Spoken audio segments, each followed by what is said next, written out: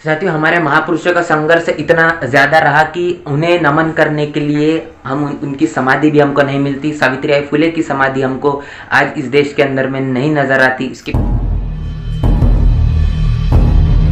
तो साथियों, कैसे आप सब? उम्मीद आप सभी लोग ठीक होंगे। और आज की जो तारीख है वह 10 मार्च। साथियों, इस दिन क्या हुआ था वो आज के इस व्लॉग में बताने वाला हूँ। हमारे महापुरुषों का कितना समय समय पर अपमान हुआ है, उनको कितना संघर्ष करना पड़ा है, इन तमाम तरीके की चीज़ें आज के इस व्लॉग में होने वाली है। साथियों, बहुत ही नॉलेजेबल और ऐसी बातें आपसे आज के इस व्लॉग में शेयर करने वाला हूँ जो शायद आपने सुनी होगी। तो व्लॉग में आखिर तक के ज़रूर बने रहेगा साथियों। और चैनल को सब्सक्राइब नहीं किया तो ज़रूर सब्सक्राइब कर दीजिएगा और बेल आइकन को भी प्रेस करें, जिससे मेरे व्लॉग की नोटिफिकेशन सबसे पहले आप तक के पहुँचे। चलिए व्लॉग को कंटिन्यू करते हैं।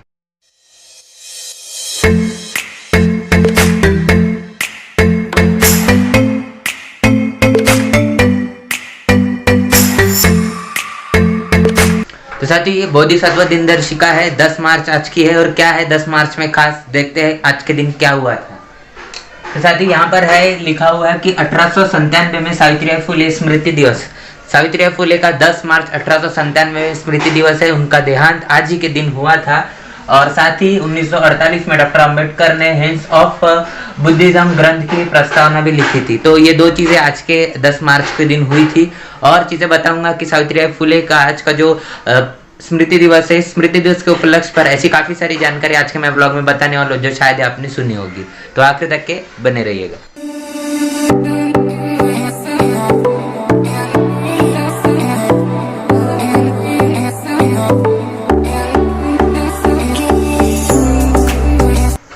तो साथियों, आप देख सकते हैं मेरे पास में ये किताब है जो कि महात्मा ज्योतिबा फुले ने लिखी है। 1873 में ये किताब लिखी गई थी। और इस किताब को लिखने के बाद में महात्मा फुले इनके बारे में इतनी सारी बातें समाज के अंदर में होने लगी उनके विरोध में कि ये जो किताब है, इस किताब के अंदर में गाली गलौज है, इस किताब के अंदर में झगड़ा लड़ाना है, इस किताब के अंदर में मनु ने जो बात लिखी है कि इस देश के अंदर में जो जातिवाद है, ये जातिवाद मनु ने लाया है, इस तरीके की जो बातें हैं, ये तमाम बातें इस किताब में लिखी और ये बातें झूठ है, ऐसा प्रचार प्रसार उस समय के अंदर में होता था।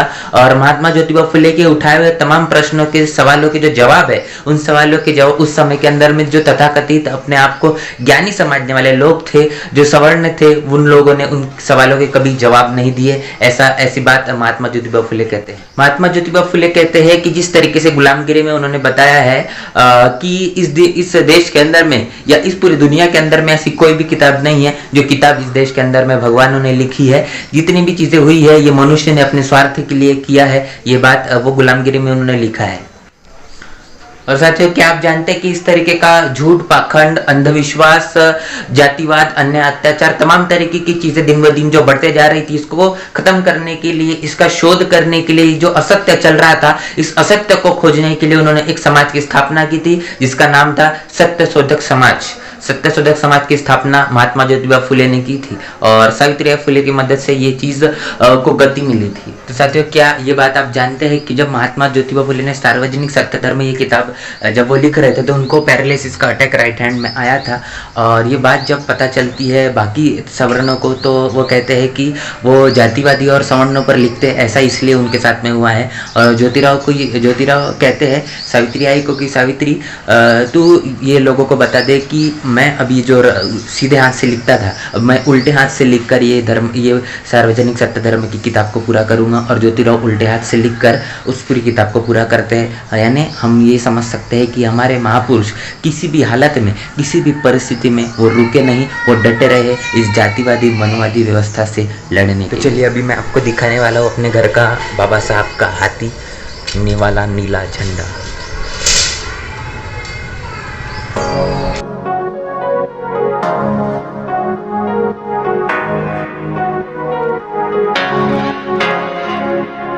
महिला शिक्षा की नींव रखी थी और वो देश की पहली महिला अध्यापिका बन गई थी। और उन्होंने गांव में घर घर जाकर शिक्षा के लिए आमंत्रित किया।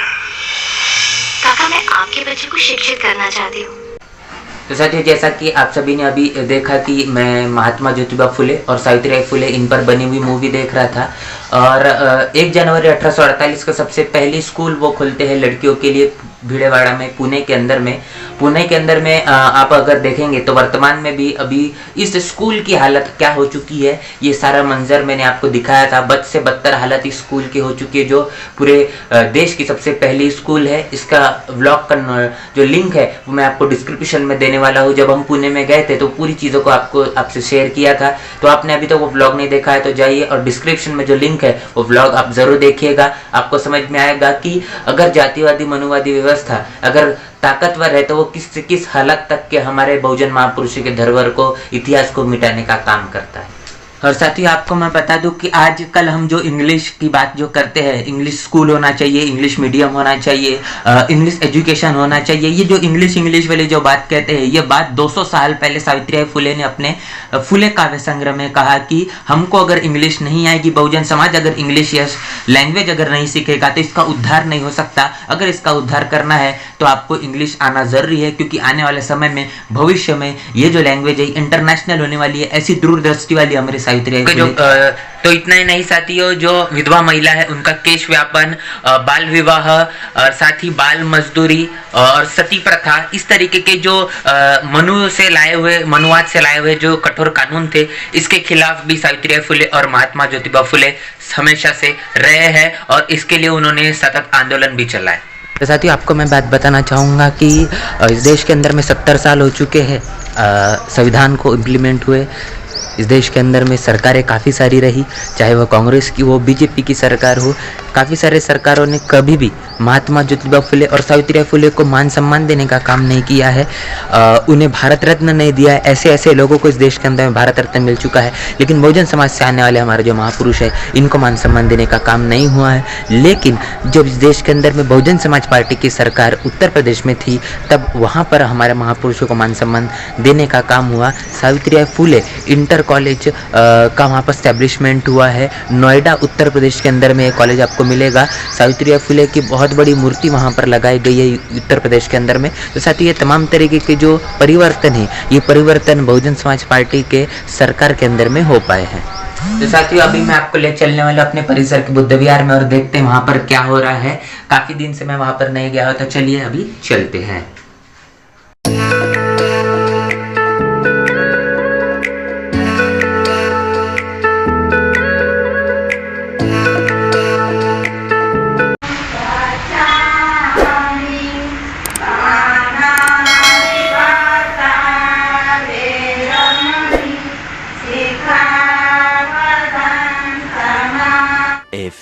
moments later.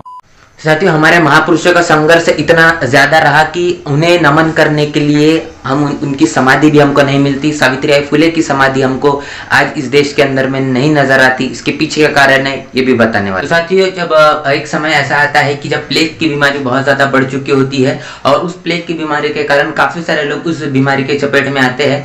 डॉक्टर यशवंत जो उनका जो बेटा था सावित्रीबाई फुले और महात्मा ज्योतिबा फुले का, तो इनके क्लिनिक में लाने का काम सावित्रीबाई फुले अपने कंधों पर जो लोग हैं बहुजन समाज से जो आने वाले लोग हैं उनको करते हैं। और ऐसे समय के अंदर में ये प्लेग की बीमारी उन्हें भी लग जाती है और उसके बाद में आखिरी एक इंजेक्शन बचा हुआ रहता है और डॉक्टर यशवंत कहते हैं कि आखिरी इंजेक्शन बचा हुआ है, आइए अभी मैं कैसा करूं, तो मैं ये इंजेक्शन आपको लगाऊं, ये इस छोटे से बच्चे को लगाओ जो महार समाज से आता है। उस समय में सावित्रीबाई फुले कहते हैं कि ये जो आखिरी इंजेक्शन बचा हुआ है इस छोटे से बच्चे को लगाओ, क्योंकि मेरी उम्र तो ढल चुकी है लेकिन आने वाला भविष्य इसका पूरा बचा हुआ है। और उसके बाद में वो इंजेक्शन उस छोटे से बच्चे को लगाया जाता है। सावित्रीबाई फुले प्लेग की चपेट में आकर उनका बहुत ही दुखद निधन होता है। उनकी लाश कहाँ पर है, उनको कहाँ पर सार्वजनिक रूप से जलाया गया है, ये भी प्रश्न बन चुका है। आज भी हमको उनकी अस्थियां नजर नहीं आती। हमारे महापुरुषों का संघर्ष इतना हद तक के रहा साथियों, आज हम अपने बदन के ऊपर में जो कपड़े पहने हुए हैं, हमारे हाथ में जो बड़े बड़े स्मार्टफोन दिख रहे हैं, ये उन्हीं संघर्षों के बदौलत है, उन्हीं का ये परिणाम है